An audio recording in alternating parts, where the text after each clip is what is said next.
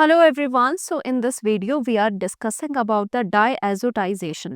देखो diazotization actual में क्या होती है, डाइजोनियम सॉल्ट की फॉर्मेशन। एक डाइजोनियम सॉल्ट करके एक सॉल्ट आता है, उसकी फॉर्मेशन वाली रिएक्शन को ही हम डाइazotization कहेंगे and this is one of the very important reactions, क्योंकि डाइजोनियम जो सॉल्ट होता है वो हमारा is a very good intermediate. इससे कई आगे के जो आपके अराइल एरोमेटिक जो आपके कंपाउंड्स है वो बहुत इजीली बन जाते हैं। सो this is very important salt diazonium salt, और इसकी प्रिपरेशन और भी इंपॉर्टेंट हो जाती है। सो जो ये डाइएजोटाइजेशन है to prepare the diazonium salt, वो एक्चुअल में क्या करता है, it is the chemical reaction that converts only the primary aromatic amines into a diazonium salt by reacting with the nitrous acid. देखो यहाँ पर समझने वाली ये बात है कि इसमें आपका ओनली एंड ओनली प्राइमरी यानी कि 1 डिग्री एरोमेटिक अमीन्स लिया जाता है। वो क्या होगा, यानी कि आपका ये जैसे एनिलीन हो गया, बेंजीन के ऊपर NH2 है, दिस इज योर एनिलीन। ये एनिलीन क्या है, इसको हम 1 डिग्री एरोमेटिक अमीन्स भी बोल सकते हैं, एरोमेटिक अमीन्स भी हम कह सकते हैं, राइट। और यहाँ पर ओनली 1 डिग्री वाले ही अमीन्स आप लोगे, 2 डिग्री एंड 3 डिग्री वाले अमीन्स ये रिएक्शन नहीं देते, हमेशा याद रखना है। अब ऐसा नहीं है कि ओनली एरोमेटिक ही होगा, एलिफेटिक जो आपके होते हैं, एलिफेटिक यानी कि चेन वाले, वो भी ये रिएक्शन देते हैं, बट उनका जो प्रोडक्ट होगा वो अनस्टेबल होगा, तो हम इसमें एलिफेटिक नहीं लिखते हैं। ये मैं आपको आगे चल के रिएक्शन के थ्रू भी बताऊंगी। सो यानी कि आप जैसे एनिलीन यहाँ पे ले लोगे, उसकी रिएक्शन आप नाइट्रस एसिड के साथ करोगे, which is your HNO2। Nitrous acid क्या होता है आपका, नाइट्रस एसिड होता है आपका HNO2 के साथ रिएक्शन करते हो तो आपको डाइअज़ोनियम सॉल्ट मिल जाता है। तो फर्स्टली हम समझते हैं what is your diazonium salt. Diazonium salt आपका कैसा दिखता है, हम बेंजीन वाला बना रहे हैं, बेंजीन डाइज़ोनियम सॉल्ट।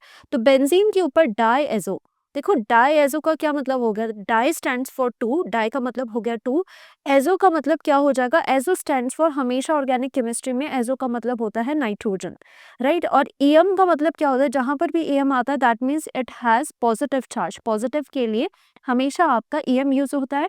अगर सॉल्ट यहाँ पर है, लाइक आपको पता होगा जैसे NaCl को हम सॉल्ट बोलते हैं, क्योंकि इस पे पॉजिटिव पार्ट भी है, नेगेटिव पार्ट भी है। तो सॉल्ट का मतलब अगर पॉजिटिव पार्ट है तो यहाँ पर नेगेटिव पार्ट भी होगा।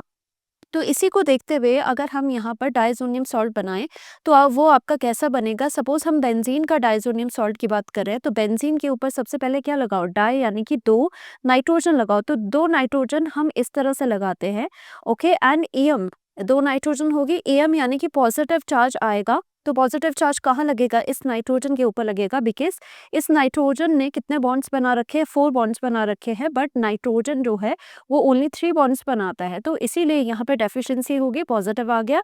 एंड उसके बाद आपका क्या है, यहाँ पर सॉल्ट है, okay.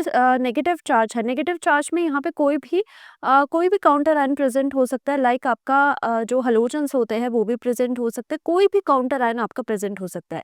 So this is your benzene diazonium salt, यहाँ पर ये बन चुका है, मतलब ये आपका डाइअज़ोनियम सॉल्ट है। अब इसके प्रिपरेशन हमने करनी है, जो हमारी ऑथेंटिक प्रिपरेशन है उसमें हम क्या करेंगे, फर्स्टली आपका एनिलीन लिया जाता है, ओके। यहाँ पर ये NH2 है, this is known as aniline.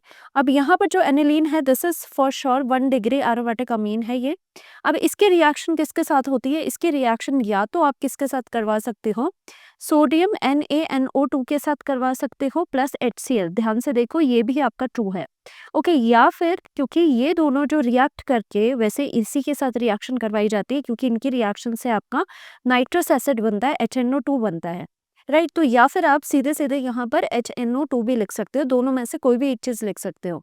Now the very important thing is, इसका जो टेम्परेचर है वो आपको लिखना होता है 0 to 5 डिग्री सेल्सियस तक, ये यहाँ पे टेम्परेचर मेंटेन होना चाहिए। This is very very important, this temperature is important, क्योंकि ये टेम्परेचर कैसा है, this is the cold temperature. हमेशा याद रखोगे जो डाइएजोटाइजेशन होती है, जो डाइजोनियम सॉल्ट आपका बनता है वो ओनली बेंजीन वाला आपका कोल्ड कंडीशंस में बनता है। अगर आप यहाँ पे कोल्ड कंडीशंस नहीं लिख रहे हो तो यहाँ पर आपका प्रोडक्ट नहीं बनेगा, दैट्स वाई ये बहुत इंपॉर्टेंट है आपका। तो फाइनली कोल्ड कंडीशंस भी है, सब कुछ है, तो डायरेक्टली आपका क्या बन जाएगा, बेंजीन के ऊपर डाइएजो यानी कि 2 नाइट्रोजन लग जाएंगे, ओके। 2 नाइट्रोजन लग जाएंगे, पॉजिटिव एम, और यहाँ पर क्लोरीन है तो इसका काउंटर आयन क्लोराइड आएगा, this is the benzene diazonium salt. हम लिख सकते हैं ये क्या है, बेंजीन डाइअज़ोनियम, ओके, सॉल्ट। और ये क्या होता है आपको हमेशा पता होना चाहिए, बेंजीन वाला जो डायज़ोनियम सॉल्ट होता है दैट इज स्टेबल, वो हमेशा आपका स्टेबल रहता है। कब वो स्टेबल रहता है? At cold temperatures. At cold temperatures पे आपका जो बेंजीन वाला डायज़ोनियम सॉल्ट है वो आपका स्टेबल रहता है। तभी हमने यहाँ पर कोल्ड कंडीशंस आपकी लिखी थी। तो ये है आपकी diazotization reaction and this one is highly stable. और ये आपका यहाँ पर स्टेबल इसलिए भी हो जाता है, ये ज़्यादा स्टेबल इसलिए है क्योंकि यहाँ पर रेजोनेटिंग स्ट्रक्चर ये रेजोनेंस में चला जाता है। यहाँ के जो बॉन्ड है ये आपके रेजोनेंस में चले जाते हैं, दैट्स वाई आपका ये स्टेबल बनता है। ऑन द अनदर हैंड जो आपका एलिफेटिक वाला है, एलिफेटिक के केस में हम देखते हैं डायज़ोटाइजेशन रिएक्शन क्यों नहीं होती और उसका प्रोडक्ट हमें क्या मिलेगा। सपोज हमने 1 डिग्री अमीन ले लिया, RNH2 हमने ले लिया, जैसे कि हमें बोला गया this is for sure 1 degree amine, और उसकी रिएक्शन अगेन हम किसके साथ करवाते हैं। सपोज हम या तो NaNO2 लेके या फिर उसके साथ HCl डालोगे, या फिर डायरेक्टली आप नाइट्रस एसिड यहाँ पर लिख सकते हो।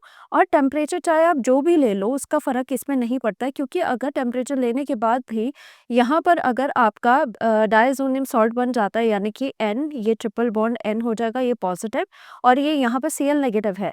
तो ये एक्चुअल में क्या है, this is your aliphatic, this is your aliphatic, this is your aliphatic diazonium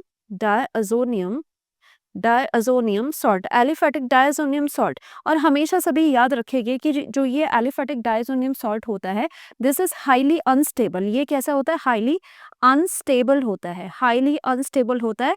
that means इसमें ये हाईली अनस्टेबल होने के बाद ये क्या करता है कि अगर इसके रिएक्शन हम वाटर के साथ करवाते हैं ना फर्दर, तो ये डिग्रेड कर जाता है। डिग्रेड कैसे करेगा? यहाँ से नाइट्रोजन बाहर को निकल जाएगा, नाइट्रोजन गैस आपकी लिबरेट हो जाएगी यहाँ पर, और जो ये R वाला पार्ट है वो यहाँ पे OH के साथ लग जाता है एंड हमें यहाँ पे अल्कोहल मिल जाता है।